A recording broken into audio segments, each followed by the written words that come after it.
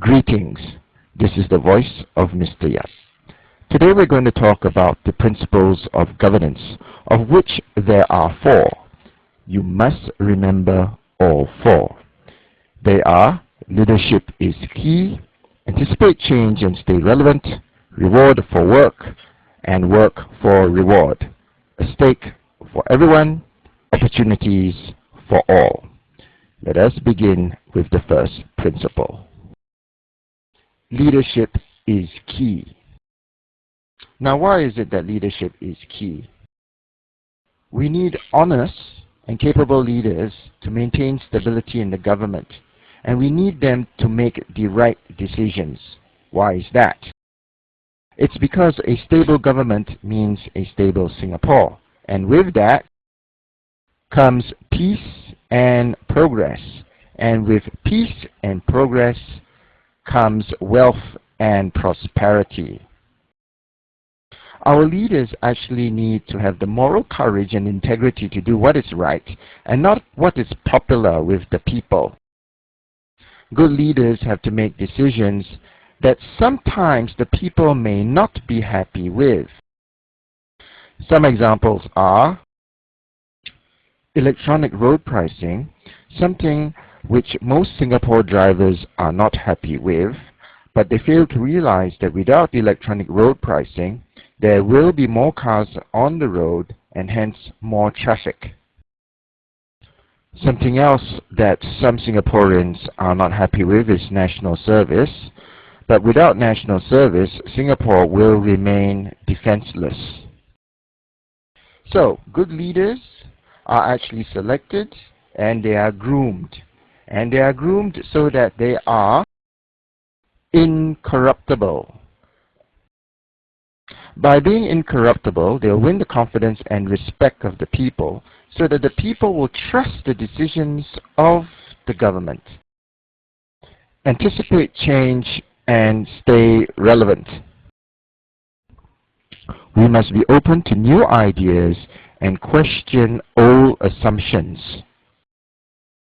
All this means is that the decisions made by the government must be forward-looking in anticipation of future challenges. Challenge and change can be virtually anything. For example, disease such as SARS and Ebola, if ever strikes in Singapore, would be a major challenge to the government. Or, because of globalization, there might be a loss of business and jobs from Singapore. Any major conflict around the world will definitely affect Singapore in some way or another. A few more examples of anticipating change and remaining relevant are: new water. Singapore is supplied by water from Malaysia under two agreements. One agreement has already ended in 2011, and the next one will end in 2061. When both these agreements end, basically Malaysia can decide whether they wish to continue supplying us with water or not. In order to remain self-sufficient, we have decided to ensure that we have sufficient water through new water and desalinated water, meaning we get water from the sea and purify it. Singapore was one of the last few countries in Asia to actually have a casino. So we've actually lost out on a lot of tourism and a lot of tourism dollars.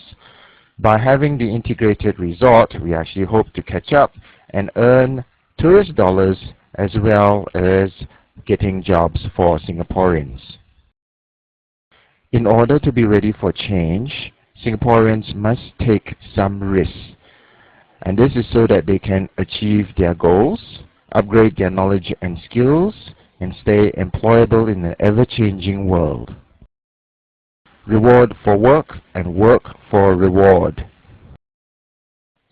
Singaporeans must earn a living, safeguard their future, and this can only be done through our own efforts and our own intelligence. Why? This is basically the principle of meritocracy, a system which is fair, that rewards hard work and talent. People are encouraged to do well only if they are rewarded based on their ability and hard work. Meritocracy provides everyone with an equal opportunity to achieve their best, regardless of their race, religion, and socio-economic background. Meaning to say, no matter how rich or how poor you are, meritocracy is fair. Some examples of this principle. The EduSave and Merit bursary schemes reward the top 10% and 25% of students in schools and ITE. I'm very sure that there are some of you who have received money in the post from the Ministry of Education. Singapore actually uses some of its money for investment. If it makes a profit, then that surplus is actually shared among Singaporeans. One example of this is the Grow and Share package. This was shared in many ways: to help the elderly meet their healthcare needs, to recognize the contributions of NS men, to invest in the next generation,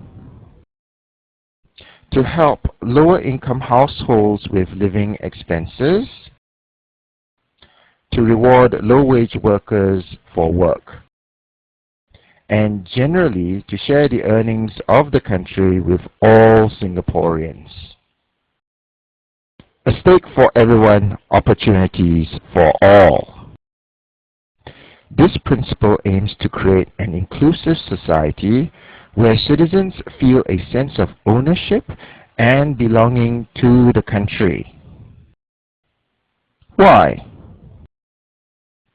This is because when people have a say in government decision making, it gives them a greater sense of belonging to the country. An example of this is the integrated resort or the casino.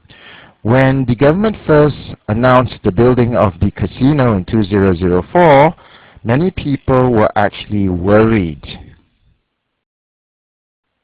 They were worried about the social impact of the casino, that there will be cases of gambling addiction, increase in divorce rates, breakup of families, crime, illegal money lending, and money laundering.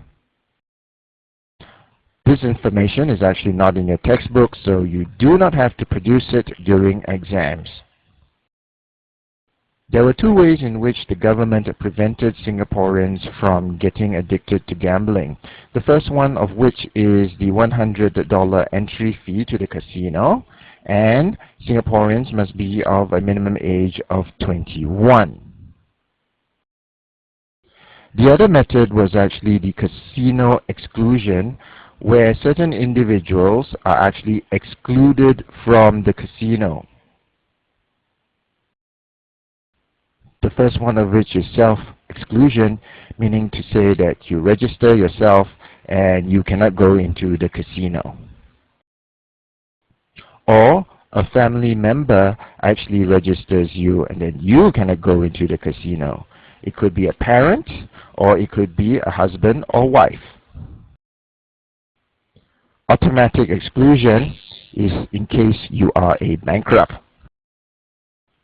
There is a special category of exclusion, and this can be done by an employer.